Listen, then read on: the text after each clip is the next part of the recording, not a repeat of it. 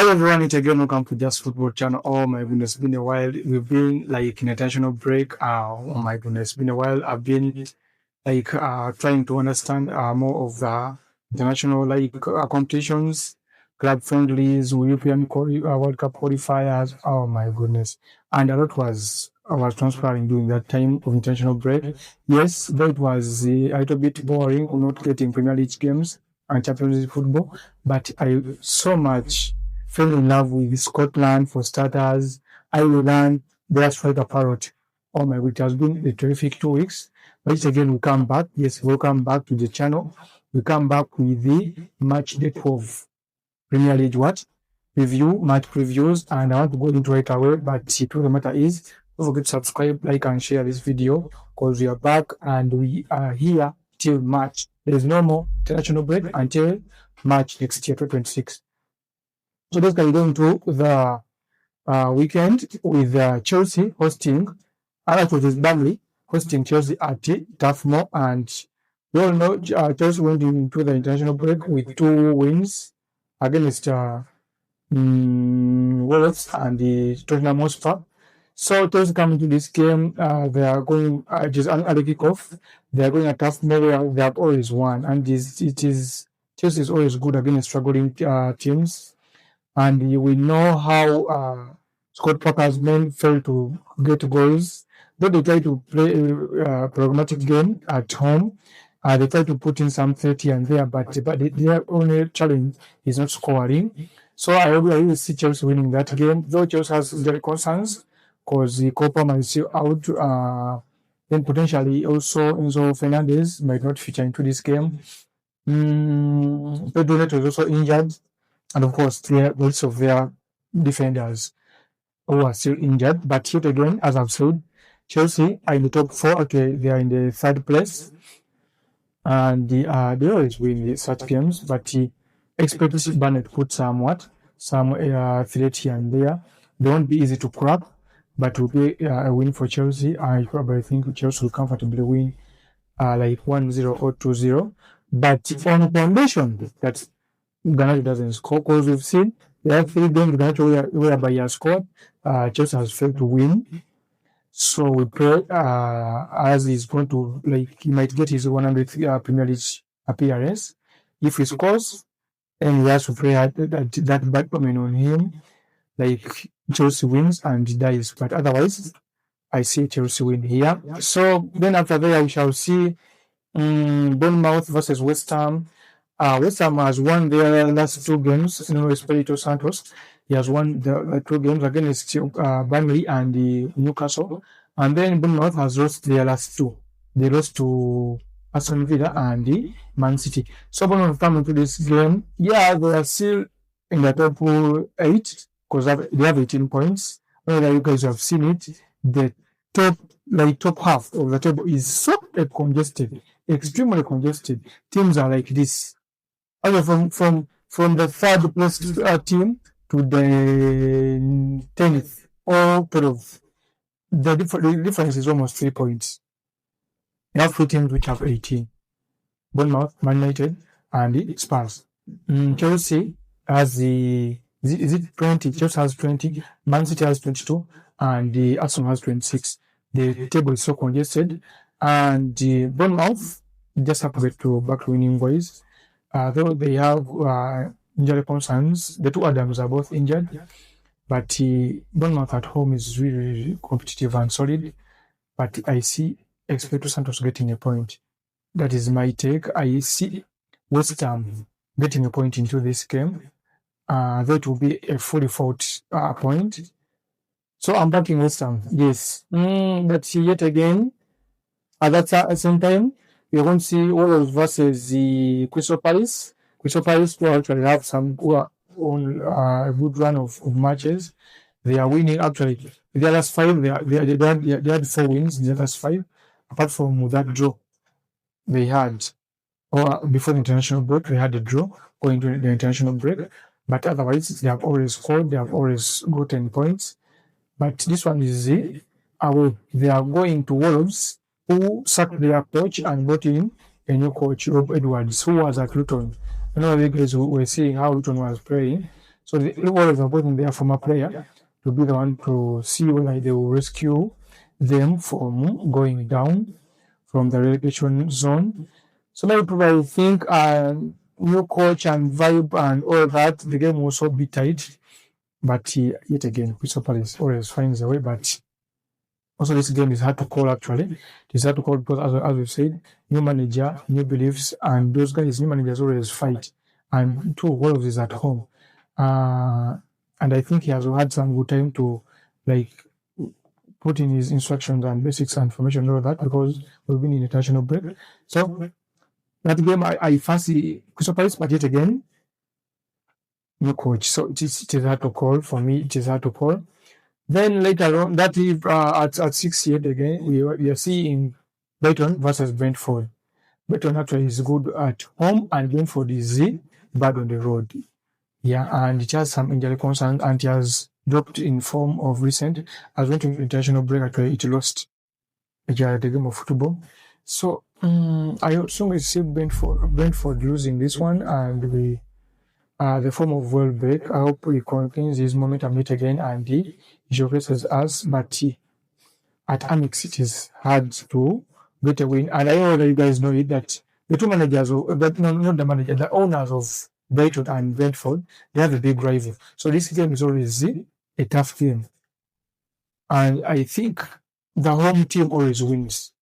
So that's why I'm heading for a Brighton win. I think and suggest Brighton will win comfortably. Then after that, we're going to see Newcastle versus Man City. Oh my goodness. Man City is hunting down Arsenal. Man City is chasing Arsenal. Actually, they have won their last 4 consecutive games. They went into the international break when they beat Liverpool. They disciplined Liverpool. Oh my goodness. I don't know that you guys watched that game. It was like a match who decided who is in the title race and it is clear as daylight. The title race, yeah, that is still early to call it, but the title race is clear. It is between Arsenal, who has a good squad, and Man City, who has a good coach, and a good keeper, and a good striker in Haaland. So I probably think Newcastle is struggling, but they have a good striker. They have a decent striker. Nick Voltermid actually even scored in international break. Haaland helped his team Norway qualify for FIFA World Cup in 28 years. So that game, I strongly see Man City winning because they have to be on Arsenal, and I want them to win because I want them to be on Arsenal. Yes, so Man City will find a way of winning Haaland, unless Newcastle can stop Haaland. But in this season, I'm seeing Tonali, Gomez, and the Jolinton have not played the way they played last season. They haven't been competitive as they were last season. But Edo is struggling. The team is struggling. Antonio Gordon is not on his best. Yeah, they sold Isak and they got Voltermid, who to me is actually, he has done what he could. He can actually. So basically, I'm going for Man City win, but it won't be an easy win because those guys are fighters at home. At St. James Park, they always fight. So Man City will win, and I want them to win so that they can keep the pressure at Arsenal. Yes, at the top. Then Sunday, we are seeing Leeds versus Aston Villa. Oh my goodness. Leeds is facing Aston Villa who is on form. Aston Villa has won their last 5 matches. Okay, they said the campaign story, but yet again they regained. Actually, no, they have won 5 in their last 6 because Liverpool beat them. Liverpool beat Aston Villa, the 2-0 loss they got. But yet again, away. Aston Villa away. Morgan Rogers, McGinn, Onana, the 2-0 loss they got. But yet again, away. Aston Villa away. Morgan Rogers, McGinn, Onana, and Sancho. So basically, I see that game. It will be Aston Villa win, but I'll watch that game because I want to see how Emiliano Martinez has, not Martinez, that coach is called Unai Emery, not Martinez. I want to see how Unai Emery is really doing what is like this is structuring this team this season. Then later on Sunday we are going to see in the North London derby. But I think this derby, Arsenal always wins this derby. Yeah, we know Arsenal have got injury concerns. Gabriel got an injury in international friendly against Senegal. Noni Madueke is still injured. Gyökeres is a doubt. Gabriel Jesus, Kai Havertz, Noni Madueke. Who else there? Is it Nogard? Carafield is also a doubt, but because he went off limping against like the Italy game. So I see that again. People want to see who Arteta will start with.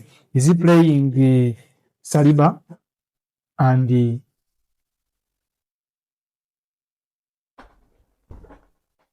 so I was saying want to see who Arteta will start ahead of that Spurs game, because Gabriel Magalhaes is injured and is a very important player at that Arsenal squad. But I strongly believe they have Nkapi, they have Masquera. So we want to see which pattern is playing, and can they bounce back, because they drew against Sunderland. Sunderland was the first team to like score 2 goals into that Arsenal defense and that goalkeeper Raya. So, and remember, Spurs is good at away. Spurs is good on the road. They haven't lost any game there away this season because they play pragmatic football. Thomas Frank. So we're waiting to see. But as I said in my earlier like videos and podcasts and all that, Arsenal is winning the league. It's the most stable team. It is the most ready team, and I think they have to win this game to keep on the momentum. Otherwise, MANCTY is coming, and I think MANCTY is having matches of newly promoted teams, and then it's 10 matches of newly promoted teams, and with those who are ranked 10th and below. So you can imagine, MANCTY has a quite easier fixture compared to Arsenal, who is now playing some tough games here and there. But as I've said, Arsenal will find a way of winning this game. Bukayo Saka is a player to watch. So in the derby, Bukayo Saka is a player to watch. In Newcastle Man City, the player to watch is Haaland. And then Burnley, Chelsea, Savao, because he had some goals in the international break. Then Sunderland is playing Fulham actually. Expect Sunderland not good at away, but since they gave Fulham manager Marco Silva a new contract, I strongly believe he put in some thought and effort to get something. But yet again, Sunderland, my friend, is a team to watch this season.